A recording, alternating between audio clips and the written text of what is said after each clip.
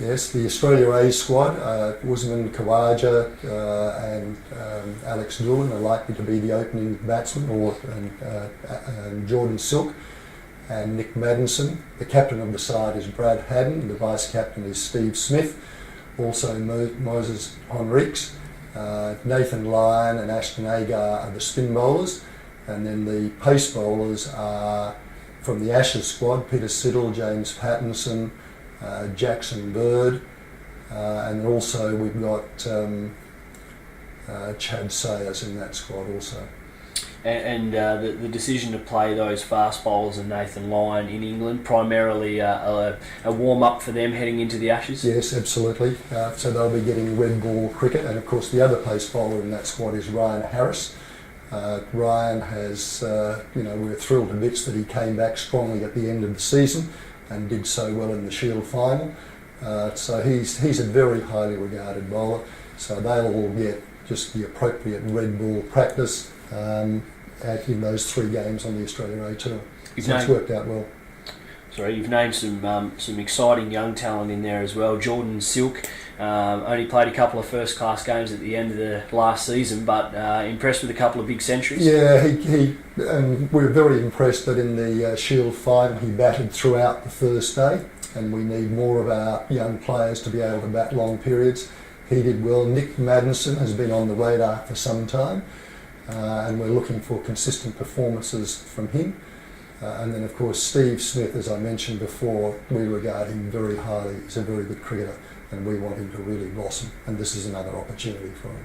Jordan Silk's Tasmanian teammate Alex Doolan made some big runs against South Africa in the tour game, now gets a look in this squad over in England. Yes, yeah, he had a purple patch in October, November. He made a very good 140 in Adelaide, followed up by a very good 90 in Melbourne in Shield cricket.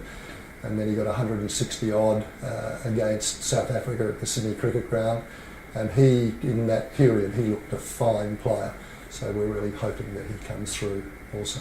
And Ashton Agar there is a spinning option with Nathan Lyon. The panel must be impressed with how he went in India to give him an opportunity in this team. Yeah, and especially we were impressed with how he performed when he came into the domestic cricket, both in the Shield and in the Ryobi Cup. He's a very good left-arm, slow orthodox slow bowler, and he bats well, fields well, very good young man. And we contemplated taking Fawad Ahmed as well, but you can't have there's 3 games, 3 spinners, they wouldn't get a bowl. And there's another tour to South Africa with Australia A whilst the Ashes tour is on, so the intention is to have Fawad Ahmed on that tour.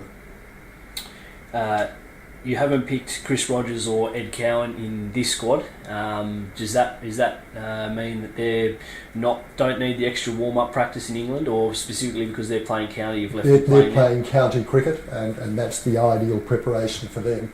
Ed is playing at Nottinghamshire, or in Nottingham, and that's where the first test is, at Trent Bridge. And Chris Rogers is playing for Middlesex, the home ground of Lords, so that's where the second test is. So it couldn't be better preparation for them to be playing in that competition and getting lots of cricket there. A few people might have wondered whether George Bailey or Adam Voges might have got a run in this team. Are they on the radar?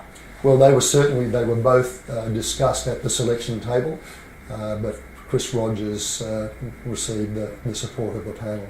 As far as the Australia A team goes, though, Bailey and Voges not part of the Australia A squad. No. Well, they couldn't be that and in the Champions Trophy, so when we finalise the Champions Trophy, they might be there.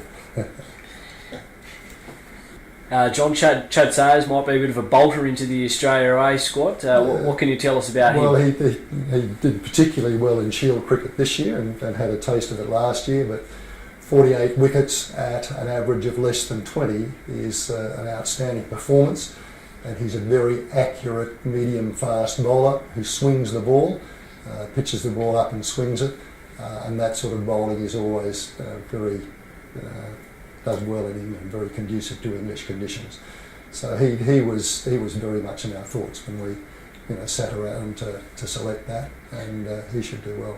John, the other couple of fast bowlers that have been there and thereabouts in recent times are Pat Cummins, who's obviously been on a long layoff from injury, and Josh Hazlewood, who's been in and out with injuries. Where are they at in the selection panel line? Look, I spoke with Pat Cummins just a couple of days ago and got a full report from him.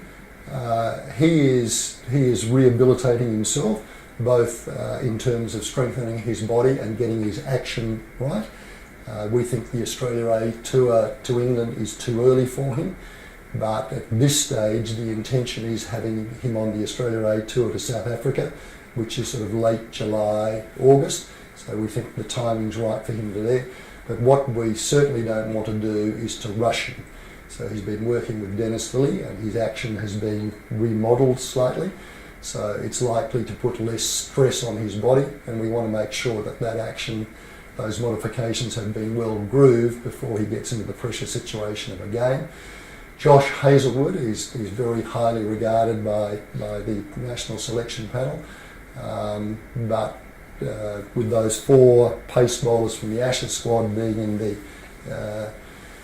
Australia A, there wasn't room for him there, but he's still highly regarded and we hope that he comes through. And again, he'll be in very strong contention for Australia A in South Africa.